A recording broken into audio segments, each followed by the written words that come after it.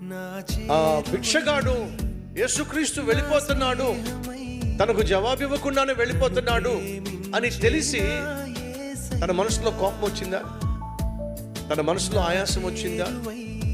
తన మనసులో ఆవేదన వచ్చిందా? యేసుక్రీస్తు గురించి నేను విన్నాను, చాలా మంచోడని, దయగలిగిన వాడని, ప్రేమ కలిగిన వాడని, కనికరం కలిగిన వాడని, ఎవరికైనా సహాయం చేస్తాడని నేను విన్నాను.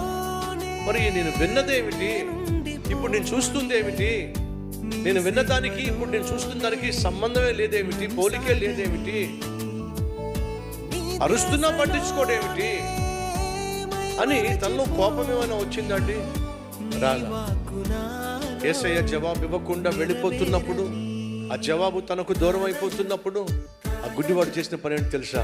మరింత బిగ్గరగా, యేసో దావీదు కుమారుడా నన్ను కరుణించు. ప్రార్థనలో మాత్రం మార్పు రాలా. ఏం కోరుకుంటున్నాడు?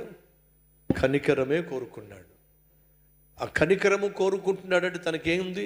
దీనత్వం ఉంది. దావీదు కుమారుడా నీకు నిజంగా శక్తి ఉంటే, స్వస్థపరిచే దమ్ముంటే నన్ను బాగు చేయి. ఇలాంటి ప్రార్థన చేయలే. ఇదేమిటి? సవాలు చేయటం. నీకే కానీ దమ్ము ఉంటే, నీకే కానీ శక్తి ఉంటే, ఇవన్నీ పొగరుమోతు పాటలు లేదండి. మీ జీవితంలో, మన జీవితంలో దేవుని దగ్గర నుంచి జవాబు రావాలి అంటే మొట్టమొదటిగా నీకు కావాల్సింది ఏమిటో తెలుసా? దీనత్వం. ఏమిటి? దీనత్వం, తగ్గింపు తత్వం. దీనుల ప్రార్థన, వినయము కలిగిన వారి ప్రార్థన.